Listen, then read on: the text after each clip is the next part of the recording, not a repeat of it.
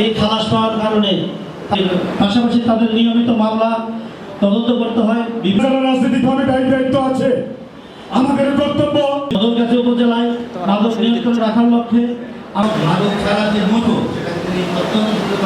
সকল নেতৃবৃন্দ সবাইকে আমার পক্ষ থেকে সালাম আসসালাম। সুন্দরভাবে সে কাজ করেছেন।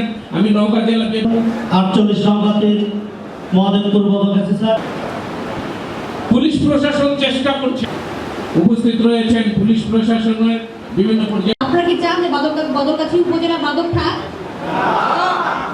যদি না চেয়ে থাকে তাহলে আপনাদের দায়িত্ব হচ্ছে মাদকাসক্ত ব্যক্তি বা মাদক সেবী এবং মাদক ব্যবসায়ী যিনি আছেন তার সম্পর্কে হচ্ছে প্রশাসনকে সঠিক তথ্য দেওয়া এবং সাহায্য করা। তাহলে আপনাদের সকলের সহযোগিতায় ইনশাআল্লাহ সামনের দিনগুলোতে বদলগাছি মাদকাসক্ত মুক্ত হবে।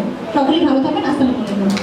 এবং যেটা সরকারের 180 দিনের প্ল্যানের সাথে সামঞ্জস্য করে আমরা কিভাবে এই জেলা তথা বদলগাছি মহাদেবপুর মাদক মুক্ত করা যায় তার লক্ষ্যে কাজ করেন।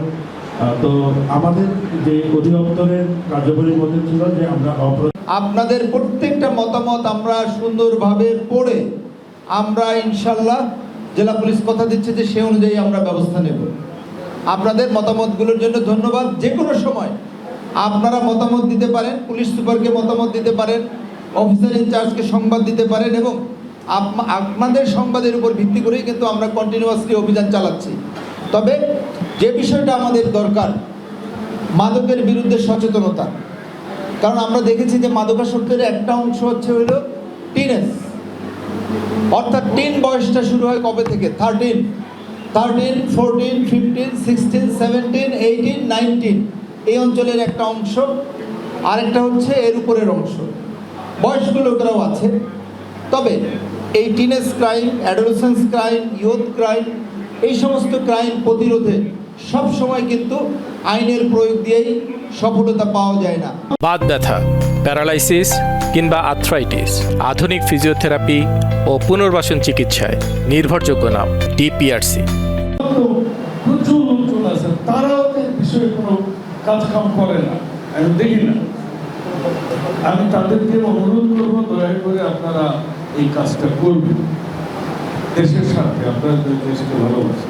আর আমার দলের গুলাকে আমি বলি, যদি দলের কোনো কর্মী, কোনো নেতা দলে নাম আছে কিন্তু থানায় বা মাদকদ্রব্যের ফোন দিয়ে তদবির করছে, এই খবর যদি আমার কানে আসে, কোনো কথা নাই, এতদিন তো বহিষ্কার করছি সবাই, একদম আজীবনের জন্য বিএনপি করা বন্ধ করে।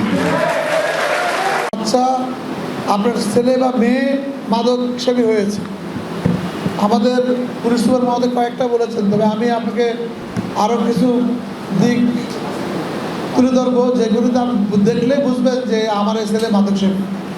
1 নম্বর হচ্ছে সে আগে খুব প্রাণচঞ্চল ছিল, এখন কথা আর বলে না, চুপচাপ থাকে, খেলে ইশারায় কথা বলে, বুঝছেন।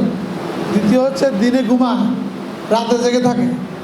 3 নম্বর হচ্ছে কারোর সাথে কথা বলতে সে চায় না, যতটুকু প্রয়োজন তার চেয়ে কম বলে, উচ্ছৃঙ্খল আচরণ, ভাঙচুর করে, মারামারি করে, বাপ মার সাথে ঝগড়া করে, জিনিস চুরি করে, মেজাজ খিটখিটে হয়ে যায়, তারপরে খাওয়া দাওয়া করতে চায় না, একই ড্রেসে সারাদিন পড়ে থাকে, গোসল করতে চায় না।